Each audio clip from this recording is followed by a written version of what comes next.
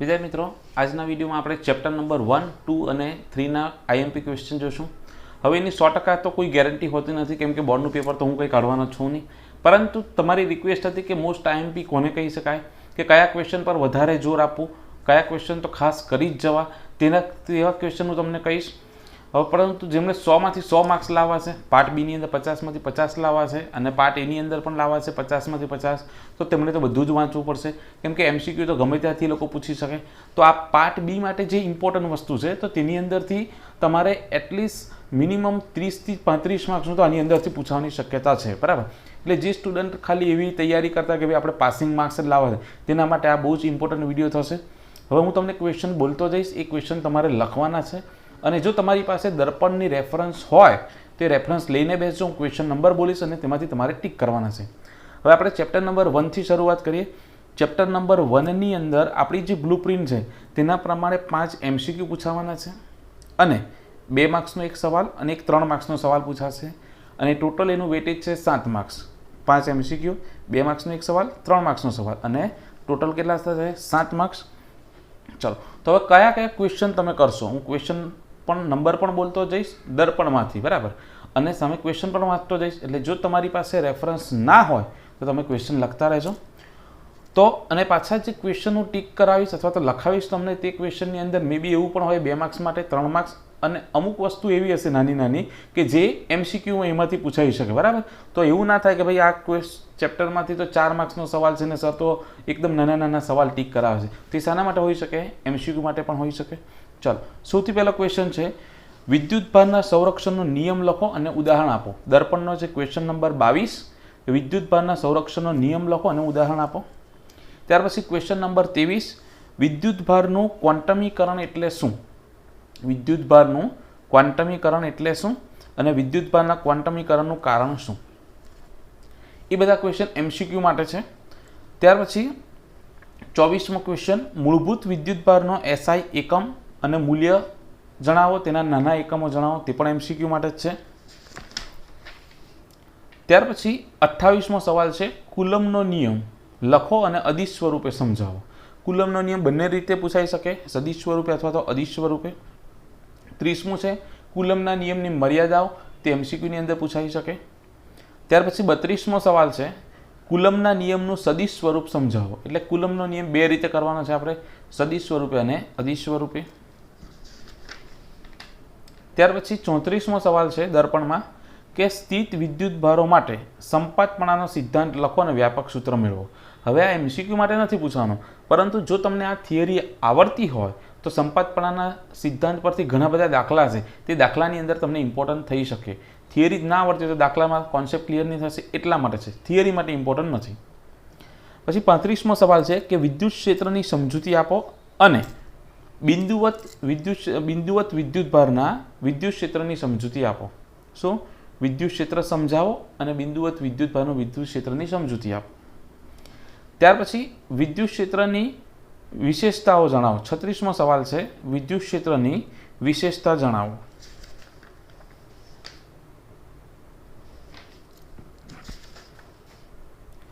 ત્યાર પછી 42મો સવાલ છે દર્પણમાં, વિદ્યુત ક્ષેત્ર રેખાઓની લાક્ષણિકતાઓ અથવા તો ગુણધર્મ લખો. વિદ્યુત ક્ષેત્ર રેખાઓની લાક્ષણિકતાઓ અથવા ગુણધર્મ લખો. ત્યાર પછી 43મો સવાલ છે, વિદ્યુત ફ્લક્સની સમજૂતી આપો. મોસ્ટ આઈએમપી, વિદ્યુત ફ્લક્સની સમજૂતી.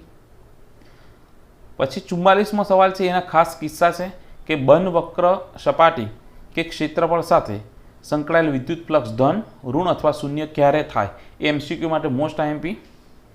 ત્યાર પછી 45મો સવાલ છે, વિદ્યુત ડાયપોલ એટલે શું? તેનો એસઆઈ એકમ જણાવો. ત્યાર પછી 46મો, બિંદુ ડાયપોલ એટલે શું? તે પણ એમસીક્યુ માટે કરવાનું. 48મો સવાલ, વિદ્યુત ડાયપોલની અક્ષ પરના કોઈ બિંદુએ ઉદ્ભવતા વિદ્યુત ક્ષેત્રનું સૂત્ર મેળવો.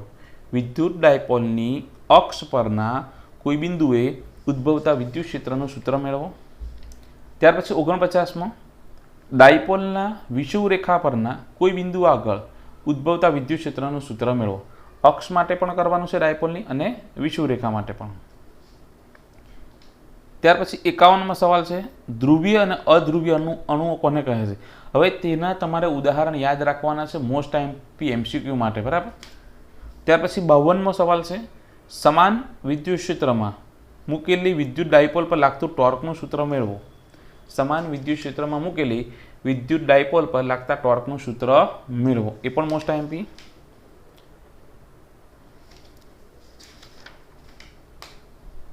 ત્યાર પછી 59મો સવાલ છે, ગૌસનો નિયમ કે કેન્દ્ર પર રહેલા બિંદુવત વિદ્યુતભાર ક્યુને ઘેરતા સ્મોલ આર ત્રિજ્યાના ગોળામાંથી પસાર થતા ફ્લક્સ પરથી ગૌસનો નિયમ મેળવો અથવા તો ગૌસનો નિયમ સમજાવો।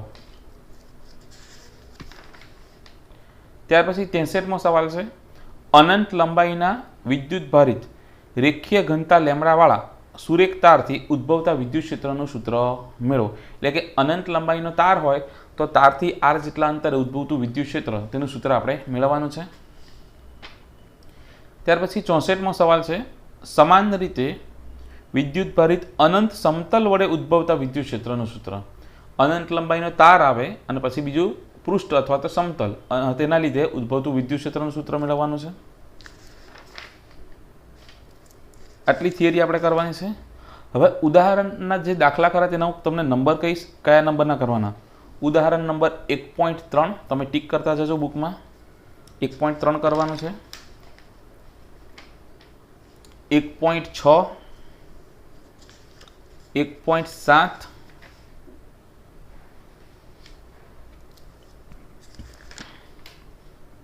1.10, 1.12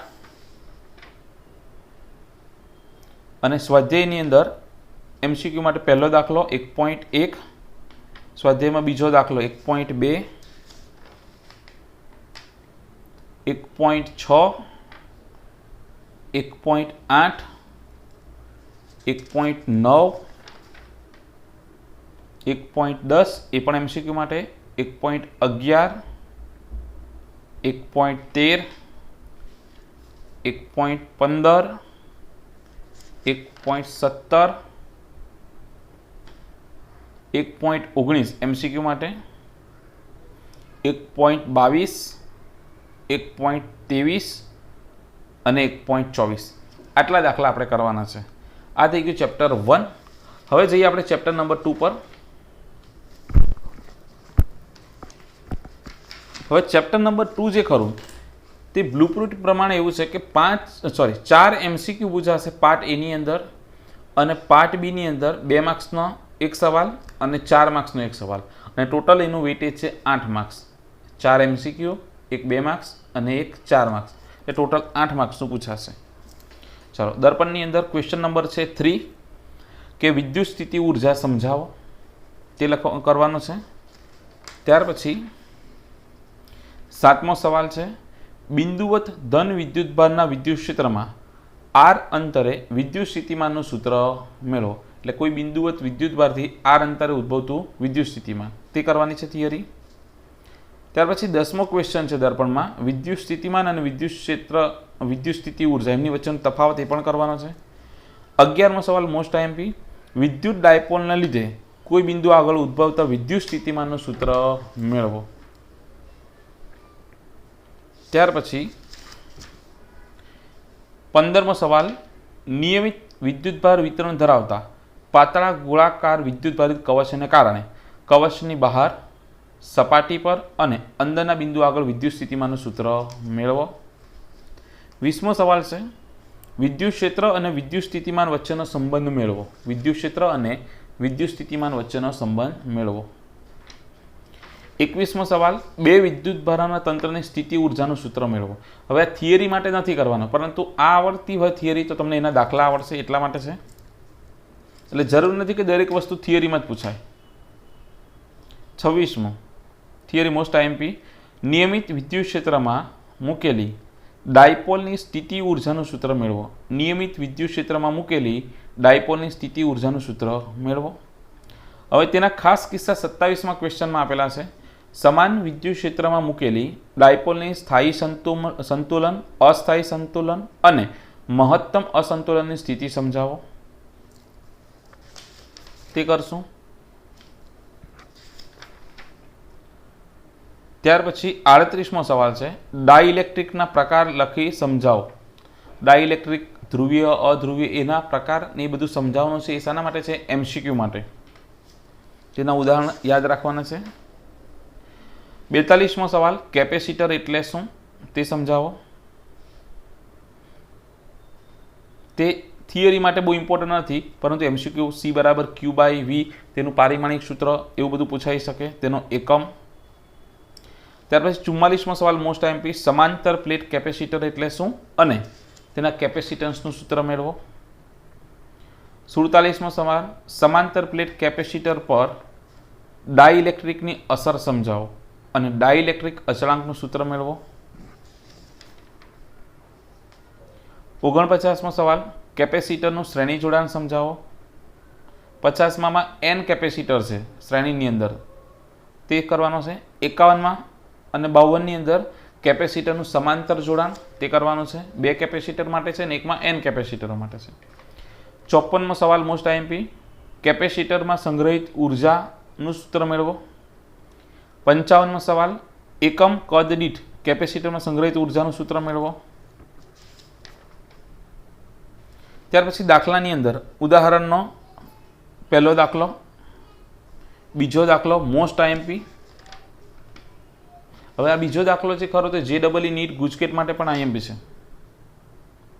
પછી ઉદાહરણનો ચોથો દાખલો 2.4, 2.5, 2.6 તે પણ આઈએમપી. પછી 2.8, 2.9 મોસ્ટ આઈએમપી એના જેવા દાખલા. 2.10.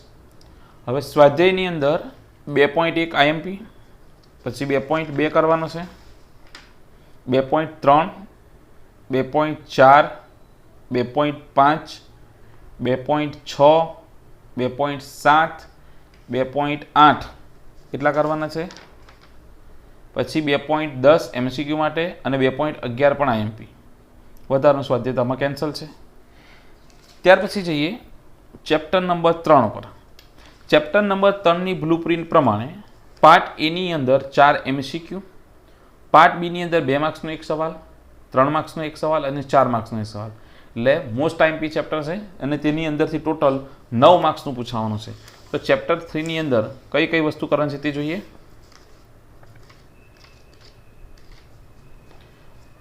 ચેપ્ટર 3માં બીજો ક્વેશ્ચન છે, વિદ્યુત પ્રવાહની વ્યાખ્યા તેની સમજૂતી સાથે આપો. સમજૂતી આપીને સમજાવો. એટલે કે વિદ્યુત પ્રવાહ એટલે શું તે સમજાવવાનું છે. દર્પણનો બીજો સવાલ છે. ત્યાર પછી છઠ્ઠો સવાલ, ઓમનો નિયમ લખો અને સમજાવો. 7મો સવાલ, વિદ્યુત અવરોધ એટલે શું, તે કઈ કઈ બાબતો પર આધાર રાખે તે. હવે એ બધું બેઝિક છે અમુક વસ્તુ, હવે એ થિયરીમાં નથી પૂછવાનું બરાબર, પણ દાખલા માટે ને એના માટે તમારે કરવાનું કે ભાઈ R = ρ L/A, એટલે L અને એના પેલો શું કહેવાય ρ અને Lના સમપ્રમાણમાં, એના વ્યસ્ત પ્રમાણમાં, એ રીતે.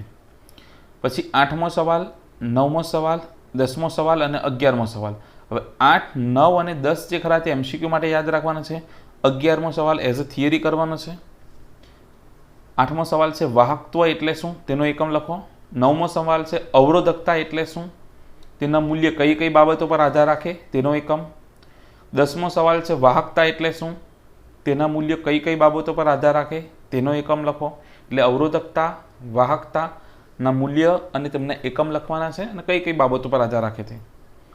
11મો સવાલ આઈએમપી, વિદ્યુત પ્રવાહ ઘનતા એટલે શું, વિદ્યુત પ્રવાહ ઘનતાના પદમાં ઓમનો નિયમ લખો. 12મો સવાલ, ઇલેક્ટ્રોનની ડ્રિફ્ટ ગતિ અને ડ્રિફ્ટ વેગ સમજાવો. Most IMP. ત્યારબાદ 13મો સવાલ, ડ્રિફ્ટ વેગ અને વિદ્યુત પ્રવાહ ઘનતા વચ્ચેનો સંબંધ મેળવો. 14મો સવાલ MCQ માટે, ધાતુઓનું તાપમાન વધતા તેમની વાહકતા ઘટે છે અથવા તો અવરોધકતા સાથી વધે છે તે સમજાવો. ત્યાર પછી 15મો સવાલ, વિદ્યુત ભાર વાહકની મોબિલિટી સમજાવો અને વાહકતાનું સૂત્ર મેળવો. 16મો સવાલ, રિલેક્સેશન સમયના પદમાં મોબિલિટીનું સૂત્ર અને એકમ મેળવો. રિલેક્સેશન સમયના પદમાં મોબિલિટીનું સૂત્ર અને એકમ મેળવો. ત્યાર પછી 17મો સવાલ, વિદ્યુત ભારની મોબિલિટીનું સૂત્ર વિદ્યુત પ્રવાહના પદમાં મેળવો. એ બધું MCQ માટે તમારે યાદ રાખવાનું છે. ત્યાર પછી 18મો સવાલ, ઓમના નિયમની મર્યાદાઓ લખો.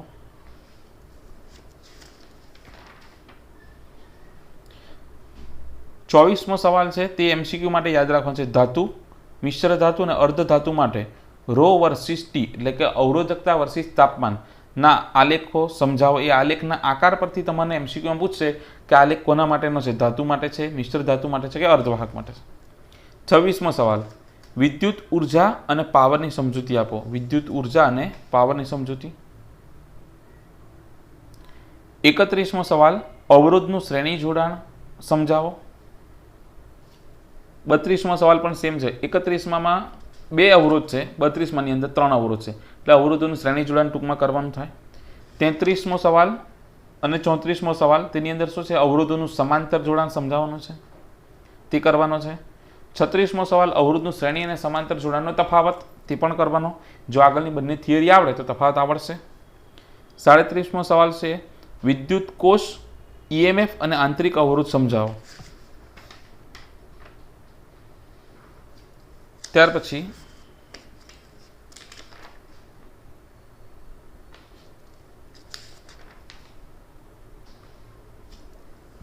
45મો સવાલ છે, કિર્ચોફનો બીજો નિયમ લખો અને સમજાવો. અને 44મો સવાલ પણ કરવાનો છે, કિર્ચોફનો પ્રથમ નિયમ સમજાવો. એટલે કિર્ચોફના બંને નિયમ કરવાના. હવે મોસ્ટ આઈએમપી થિયરી 47માં વિસ્ટન બ્રિજ એટલે શું, તેનો સિદ્ધાંત સમજાવો. એટલે વિસ્ટન બ્રિજ કરવાનો. 48માં પ્રયોગશાળામાં વપરાતા મીટર બ્રિજની રચના સમજાવો. 49 મીટર બ્રિજની મદદથી અજ્ઞાત અવરોધ કેવી રીતે શોધી શકાય તે સમજાવો. 50મો સવાલ, પોટેન્શિયોમીટર એટલે શું, તેનો સિદ્ધાંત સમજાવો. 51મો સવાલ, પોટેન્શિયોમીટરની મદદથી 2 વિદ્યુત કોષના ઈએમએફની સરખામણી. અને 52મો સવાલ, પોટેન્શિયોમીટરની મદદથી વિદ્યુત કોષનો આંતરિક અવરોધ શોધો. આજે છેલ્લે હું 4 થિયરી કહી ગયો. એક તો પોટેન્શિયોમીટરનો સિદ્ધાંત, પોટેન્શિયોમીટરના 2 ઉપયોગ, આંતરિક અવરોધ શોધવો અને ઈએમએફની સરખામણી. એ 3 થિયરી.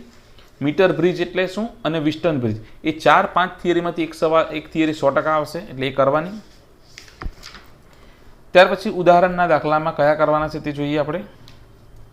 તો ઉદાહરણની અંદર ત્રીજો દાખલો કરશું આઈએમપી. ચોથો દાખલો 3.3, 3.4,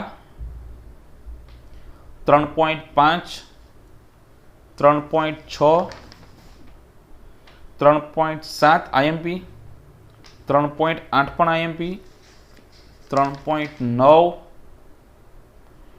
સ્વાધ્યાયની અંદર બીજો દાખલો 3.2, 3.3, 3.4 આઈએમપી, 3.5, 3.6, 3.7 પણ આઈએમપી, 3.8 પણ આઈએમપી, 3.9 પણ કરવાનો 4 માર્ક્સ માટે. પછી 3.11, 3.12, 3.13 એ પણ કરવાના છે. 3.14 કરવાનો છે, 3.15 પણ કરવાના છે.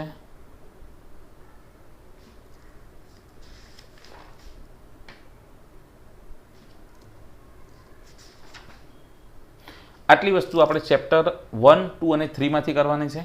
બાકીના જે ચેપ્ટર ખરા તે 3, 4 ચેપ્ટર હવે આપણે પછીના નેક્સ્ટ વિડીયોમાં લેશું. આ જે પણ વસ્તુ ટીક કરાવી છે તેમાંથી મોટાભાગની વસ્તુ પૂછવાની શક્યતા છે. કન્ડિશન એટલી છે કે જો બ્લુપ્રિન્ટની અંદર કોઈ ચેન્જ ના કરે તો. બ્લુપ્રિન્ટની અંદર યુનિટ પ્રમાણે તમે જોયું હશે તો 3, 4 ચેપ્ટરનું એક યુનિટ બનાવ્યું છે.